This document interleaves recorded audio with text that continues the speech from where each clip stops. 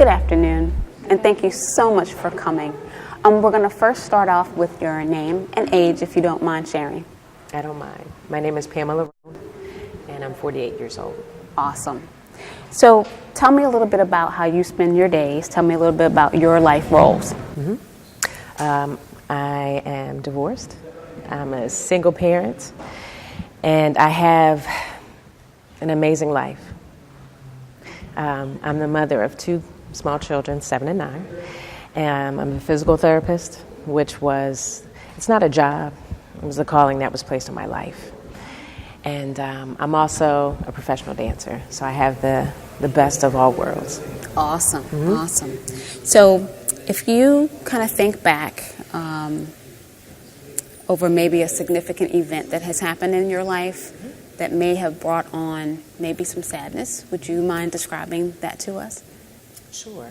I actually lost both of my parents, 7 years apart from one another, and it was challenging. One, I lost my father first. I'm an only girl, and I have 2 brothers, so I'm the baby. So when I entered the room, it changed as far as my father was concerned. So I lost my father first, before I married and before I had children. And then 7 years later, my mother just couldn't recover. She missed him so and felt like they should be somewhere rocking on the porch, retired somewhere. So she totally gave up. And I wanted her to be here more than she wanted to be here. And so after 7 years of severe depression for her, she just let go. So it was very difficult. There are phases of grieving that I went through. I was very angry because, again, I wanted her to be here for my children. I was married 1 year, but for my brothers, she was here for their children, and she wasn't here for mine. And I kind of held that over her to see if that would inspire her to fight. But it reached a certain point where I had to let her go.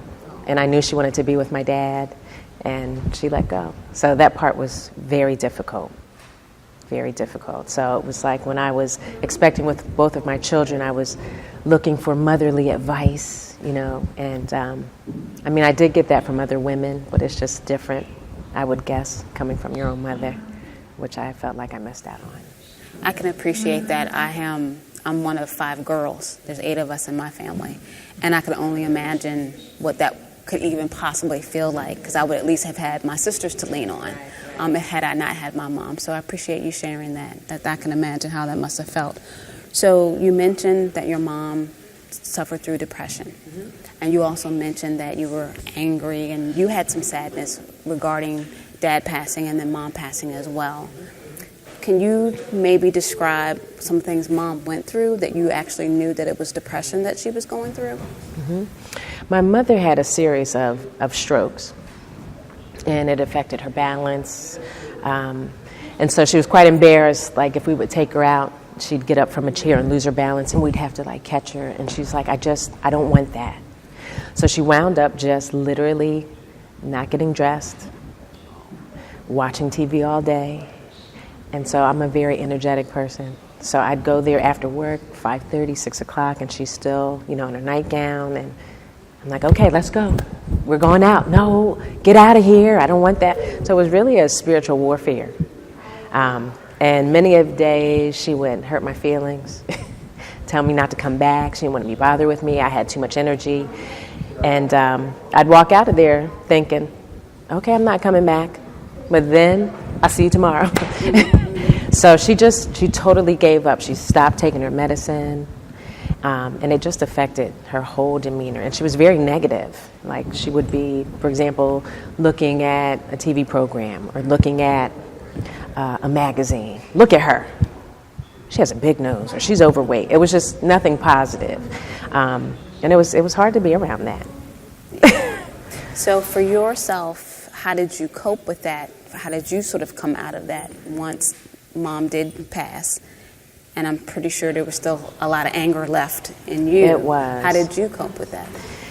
Actually, for me, I am a Christian, and everything shut down. Like I stopped going to church, and I felt like if I wasn't working, which was a great distraction, myself, it was just like I was in tears all the time. So one day I was like, okay, I've got to get back to church. And it was for me that Sunday. And someone stood up and gave an announcement like, have you ever lost something, either divorce or death or incarceration? Then you need to come to our Comfort and Healing ministry. So it was a ministry that I joined. And it was a very intimate group of people, no more than about 7 or 9.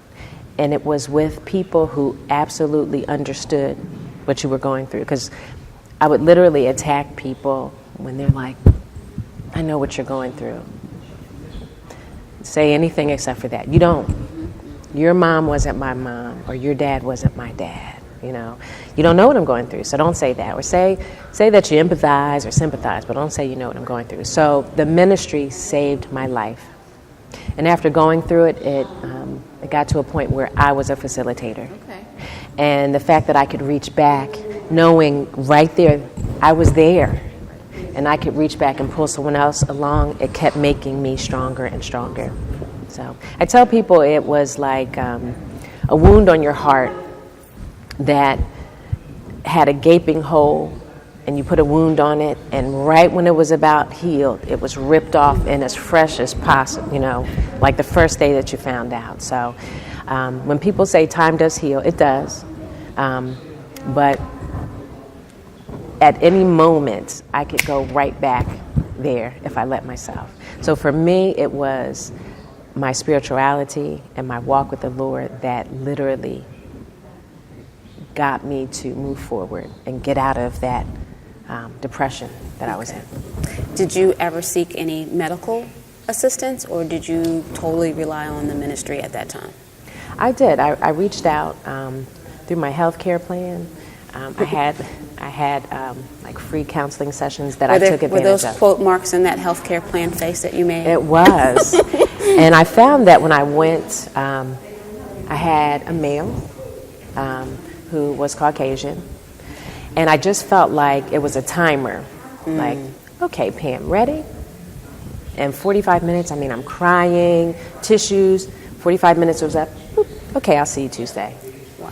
And it was just very cold, and I felt like, okay, I'm not going through that. I mean, I could do that at home, you know. Wow. So I needed something else. So I didn't know if it was I needed a woman, I needed a Christian, I needed someone who was African American who understood what I was going through, but that definitely did not work for me. Oh, wow. It didn't. Okay. Later on, dealing with my divorce and trying to help my children, I did seek additional counseling, and it was different. It was through a spiritual network, and it was an African American female. Okay. And it felt better. It felt better. Awesome. So if I could ask one more question, what brought you to the Ashaki Model Series? What made you want to come and have your photo taken? Well, for me, depression is very serious, and I deal with it every day from a healthcare professional. Since I'm a physical therapist, I deal with people who are injured, who are not able to provide for their family, who are not able to relate to their spouses or their children, and it's something that affects their physical healing. Correct. And I tap into that because it's something that I deal with every day. Now, for me, even though I've had bouts of depression, by the grace of God, I haven't stayed there long. Okay. So my experiences have been necessary, but temporary. Okay. And when I've gone to some of the talks and heard other people's testimonies, it was very humbling. Like, I was grateful that I wasn't there, but I appreciate people being there and how important their story was. So it just allows me to help other people that I deal with every day. So that's what brought me here. Awesome.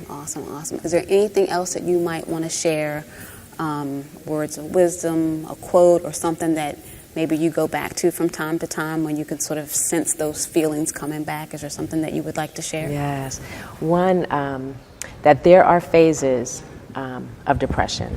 And I think people have to one, surround yourself with an amazing support system.